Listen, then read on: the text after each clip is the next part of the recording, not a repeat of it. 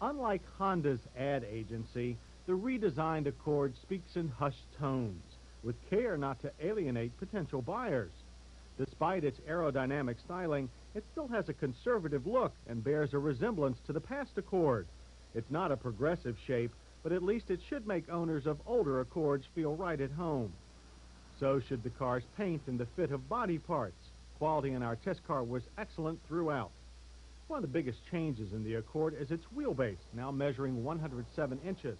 That's nearly 5 inches longer than last year's car. Overall length is also increased by about the same.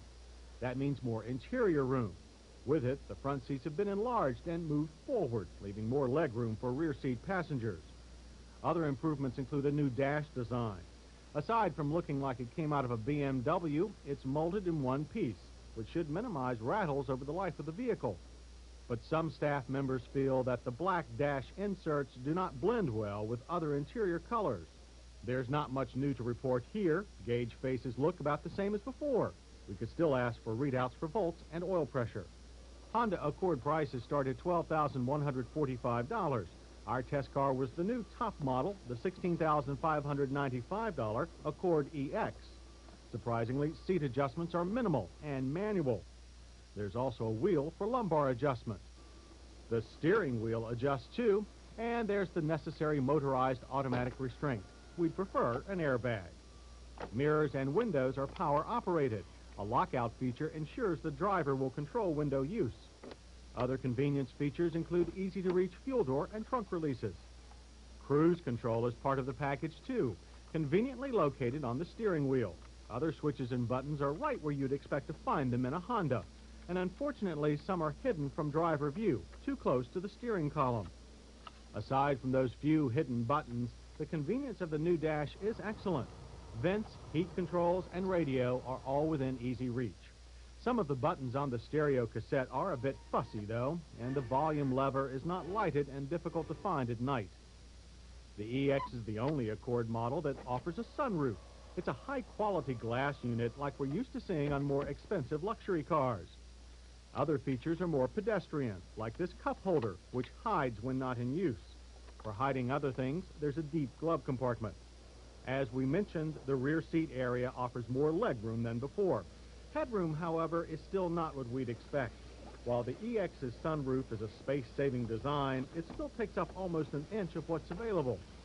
All trim levels feature a lockable fold-down rear seat and a roomy 14.4 cubic foot cargo area. Liftover is low, and trunk floor and sides are well finished. So is this compartment, and it's home to an all-new engine. With 2.2 liters, it makes 130 horsepower and 142 pound-feet of torque. Like so many four-cylinders we're seeing these days, this one has 4 valves per cylinder. Unlike most of them, it uses a single cam to drive the valve. The engine also employs 2 counter-rotating balance shafts to dampen vibration. On cars with automatic transmission, an electronically controlled rear engine mount also squelches low-frequency engine shakes. The result is a smooth acceleration, but not without its share of noise. Our 5-speed manual Accord EX went from 0 to 60 in 8.8 seconds. The quarter mile took 17.2 seconds, ending at 81. Those are good numbers for a car in this class. Unlike most of its competitors, the Accord uses a 4-wheel double wishbone suspension design. Components are all new this year, and to look at them, you'd think they came from a race car. But they don't make the Accord feel like one. Cornering is competent, but body roll and nose plow sap handling spirit. Drivers will appreciate the supple suspension more when the road gets rough.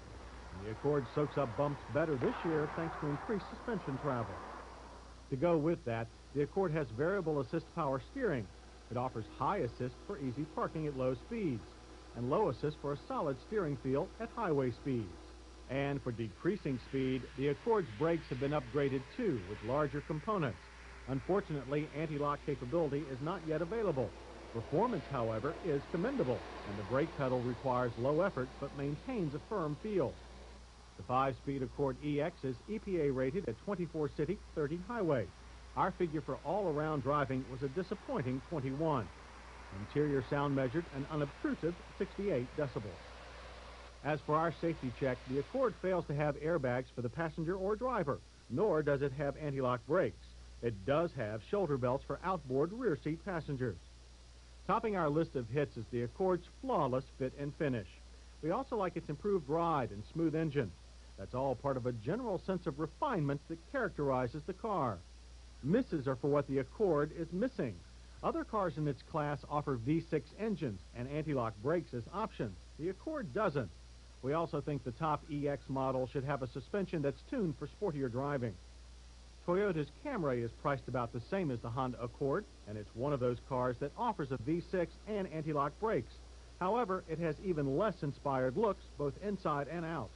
Chevrolet's Corsica also offers a V6 engine, plus a lower price tag and a sport suspension package. But it fails to offer a modern fuel-saving 4-speed automatic overdrive transmission. Despite the Accord's omissions, it has something that not all other cars do.